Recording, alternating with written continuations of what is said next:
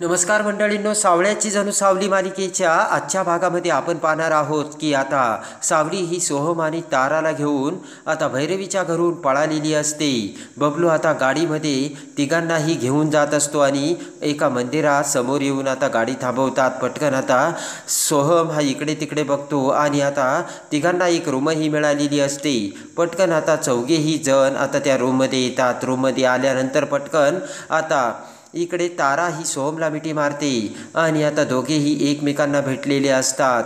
आणि आता तारा म्हणते की सोहम, मला त्यांच्या तावडीतून सोडून इथपर्यंत आणल्याबद्दल खरंच तुझे खूप थँक्यू। सोहम म्हणतो की तारा, अशी का बोलतेस तू? अगं माझे आभार मानू नको।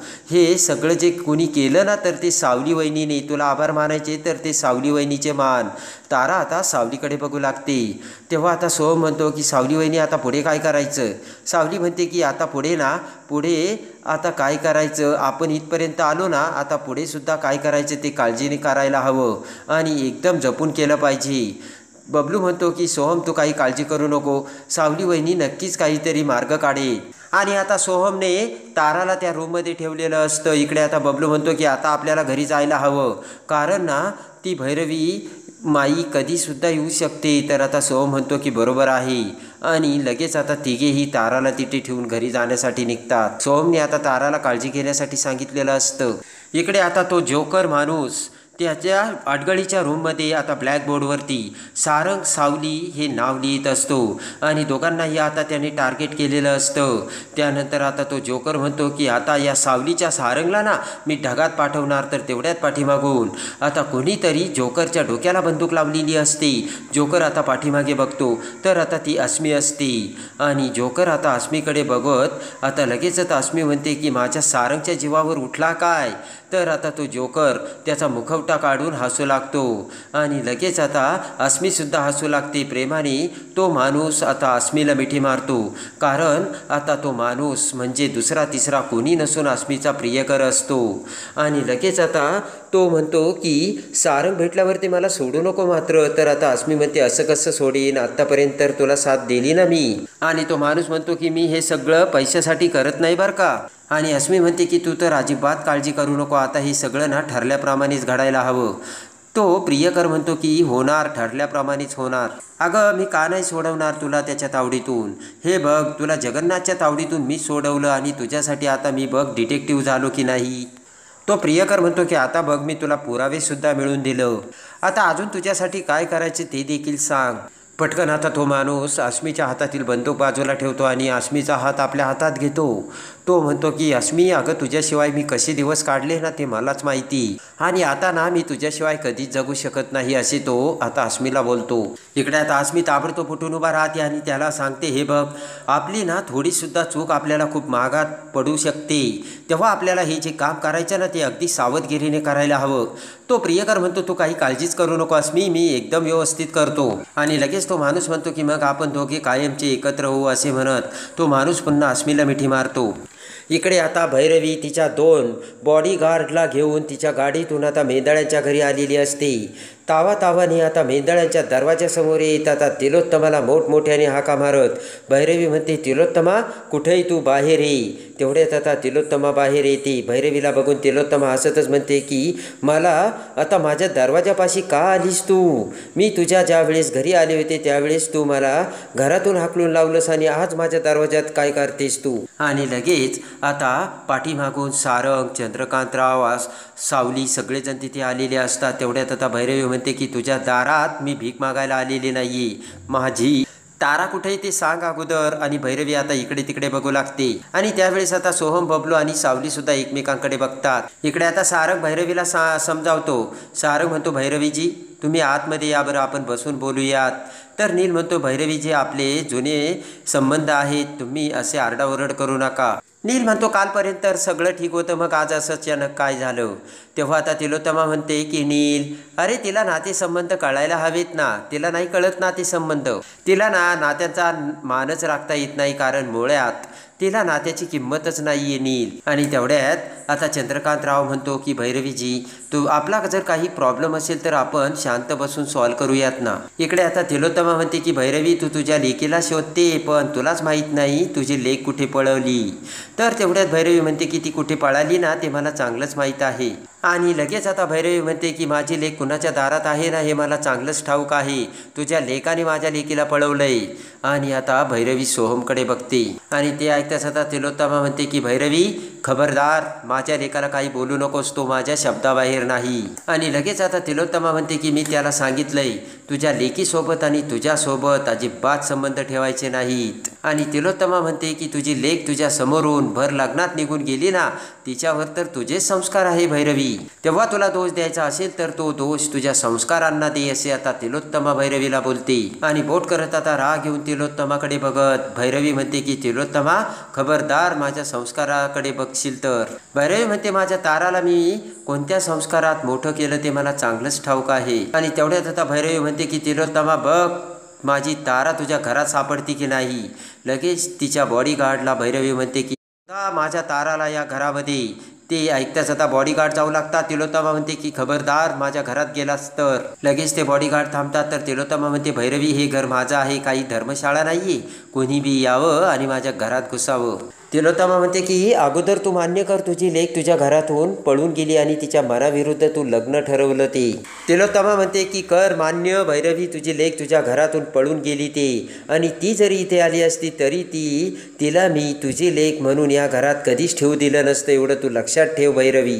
कारण आता तिलोत्तमा म्हणते की माझा तुझ्यावर विश्वास राहिला नाही. ज्या बाईला इतक्या वर्षीच्या मैत्रीचा काही रिस्पेक्टच नाही आहे, जी बाई इतक्या वर्षाच्या मैत्रीचा अपमान करते, त्या बाईवर आता माझा विश्वास राहिलेला नाही आहे. बोट करत आता भैरवी म्हणते की जर माझी तारा तुझ्या घरात सापडली तर मी काय करेल ना याची तुला कल्पनासुद्धा नाही आहे तिलोत्तमा. तर आता तिलोत्तमा हसू लागते. बोट करत आता भैरवी म्हणते की या भैरवी वजेशी घेतलेलं वैर तुला खूप महागात पडेल. आणि रागाने भैरवी तेथून निघून जाते.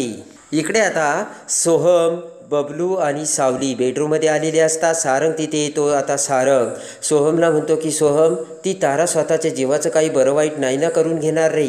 तेव्हा आता सोहम म्हणतो नाही दादा, मी तिला ओळखतो. त्यानंतर विचार करत सारंग म्हणतो की पण तिने पळून गेल्यानंतर तुला का नाही कॉन्टॅक्ट केला सोहम. आता सोहमला काय बोलावे आणि काय नाही कळत नसते. सावलीने मान खाली घातलेली असते. आणि लगेच आता सारंग विचार करतो की 1 मिनिट, तारा पळून गेली आणि हा सोहम देखील शांत आहे. 1 मिनिट, तुम्ही तिला पळून तर नाही आणलं ना, असे आता सारंग त्यांना बोलतो. आणि लगेच आता सारंग म्हणतो की बबलू. तर बबलू नकारार्थी मान हलवतो. त्यानंतर सारंग आता सावली समोर येतो आणि म्हणतो की सावली. तर आता सावली म्हणते की ते मी. तर लगेच आता सारंग म्हणतो मला माहिती तू अशी करणार नाही म्हणून. आणि सारंग म्हणतो तू तर इथेच होतीस आणि तू माझ्या शब्दाबाहेर नाही जाणार, मला माहिती. आणि लगेच आता सारंग म्हणतो ॲटलिस्ट तू तरी तसं करणार नाही, बरोबर ना. तर सावली आता काही बोलावी कळत नसतं. सारंग म्हणतो बरोबर ना. तर सावली म्हणते हो. त्यानंतर आता सारंग म्हणतो की जर तिचा काही तपास लागला तर अगोदर आईला कळवायचं, आईच्या परवानगीशिवाय कुठलाही निर्णय घ्यायचा नाही बरं का सोहम. आणि लगेच आता सारंग तेथून निघून जातो. आणि सारंग आता जाताच इकडे बबलू म्हणतो की सारंग दादापासून तर लपून ठेवू शकत नाही आपण, त्याला तर सांगायलाच हवं. पण त्याला सांगायचं कसं, असे बबलू आता सावली आणि सोहमकडे बघत बोलतो. इकडे आता ऐश्वर्या आणि अस्मी दोघीही एकमेकींसमोर आलेले असतात. आणि इकडे आता ऐश्वर्या विचार करत म्हणते की आता सोहम आणि तारा दोघांचंही भविष्य अंधारात आहे.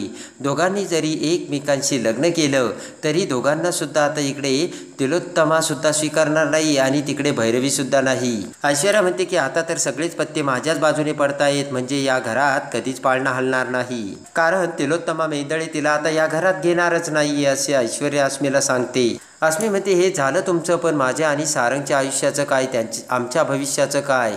तर आता ऐश्वर्या म्हणते की तुलासुद्धा त्यांनी एक संधी दिली होती, तू काय केलंयस अस्मी. पण तू त्या परीक्षेत फेल झाली. मी तुला किती कष्ट करून या घरात आणलं होतं, तुझ्यावरती मी खूप मेहनत घेतली होती अस्मी, पण तू काय केलं, तू परीक्षेत पासच होऊ शकली नाही. सारंगला तू आपलंसं करूच शकली नाही अस्मी. आणि तुझी लायकी नसताना मी तुझ्यावर विश्वास ठेवला. खरं तर ना या घरात राहण्याची तुझी लायकीच नाही अस्मी, असं आताच ऐश्वर्या बोलते. अस्मी म्हणते की म्हणजे माझे या घरात अस्तित्व नाही म्हणून आजपर्यंत तू माझा वापर करून घेतला आणि आता मला फेकून द्यायचं असेल, बरोबर ना? आणि लगेच आता बोट करत अस्मी म्हणते की ऐश्वर्या तू तुझी लायकी दाखवलीस मला.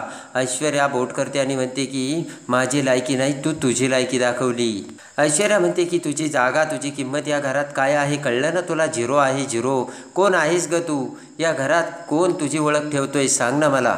ऐश्वर्या म्हणते की मी कोण आहे माहिती का तुला? मी या घरची सून आहे, त्यामुळे लायकी तुझी नाही तर लायकी माझी आहे. ऐश्वर्या म्हणते की आत्तापर्यंत तू माझ्याच जीवावर जगत आली म्हणून मी तुला सांगते पाहुण्यांसारखं राहायचं आणि पाहुण्यांसारखंच निघायचं, कळलं का तुला अस्मी? आणि इकडे आता अस्मी विचार करते की या सावलीला घरातून कसं काढायचं ना ते मला चांगलंच ठाऊक आहे, कारण तुझ्यासारख्या बाईकडून एवढं तर मी शिकलेच, असे ऐश्वर्याकडे बघत आता अस्मी विचार करते.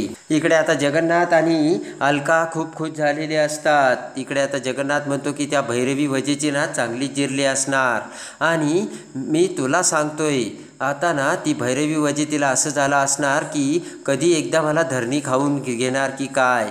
तर अलका म्हणते खरं आहे. अलका म्हणते की भैरवीला त्रास झाला ना तुमचा चेहरा अगदी बघण्यासारखा होतो, आनंदी होतो, टवटवीत होतो. जगन्नाथ आता खरोखरच खुश झालेला असतो. जगन्नाथ म्हणतो की कुठल्याही वाईट माणसाला जर त्रास झाला ना मला बरं वाटतंय. जगन्नाथ म्हणतो की तेव्हा या दुःखाच्या प्रसंगी वाईट प्रसंगी तिच्यासोबत 2 शब्द बोलायला हवं की नको? अलका म्हणते की अच्छा म्हणजे तिची भेट घ्यायची तर. आणि लगेच आता जगन्नाथ म्हणतो की किती जरी नाही म्हटलं ना तरी आपलं जुनं वैर आहे. हसतच अलका म्हणते की फोन स्पीकरवर टाका. तर जगन्नाथ म्हणतो की हां आता कसं? आणि जगन्नाथ आता भैरवीला फोन लावतो आणि फोन स्पीकरवर टाकतो. आणि इकडे आता भैरवीला तिलोत्तमाच्या अपमानाचा प्रत्येक शब्द आणि शब्द आठवत असतो. भैरवीला आता खूप राग येत असतो. तिलोत्तमाचे प्रत्येक आता लागेल ते बोलणे भैरवीसमोर नाचत असते. तेवढ्यात आता जगन्नाथ इकडून भैरवीला फोन करतो. जगन्नाथचा आलेला फोन बघून आता भैरवी फोन उचलते आणि रागातच म्हणते बोल.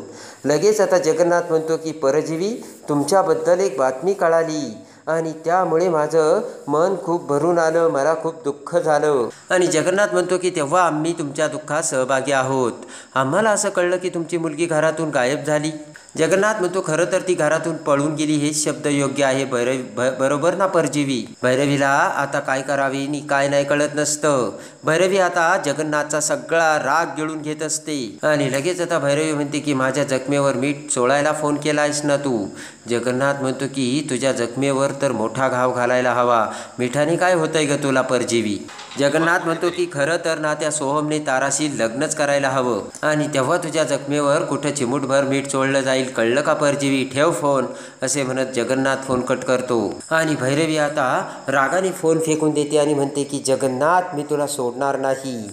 तर आता पुन्हा सावली ही आता तारा आणि सोहमला एकत्र आणून त्यांचे कसे लग्न लावून देते आणि डिरेक्टली आता सोहम ताराला लग्न करून मेंदळ्यांच्या घरी घेऊन येताच आता तिलोत्तमासमोर आता सावली कसा धमाका उडवते हे बघण्यासाठी आणि सावळ्याची जणू सावली मालिकेच्या डेली अपडेटसाठी बेल नोटिफिकेशनवर क्लिक करून आपल्या चॅनलला लाईक करा, सबस्क्राईब करा.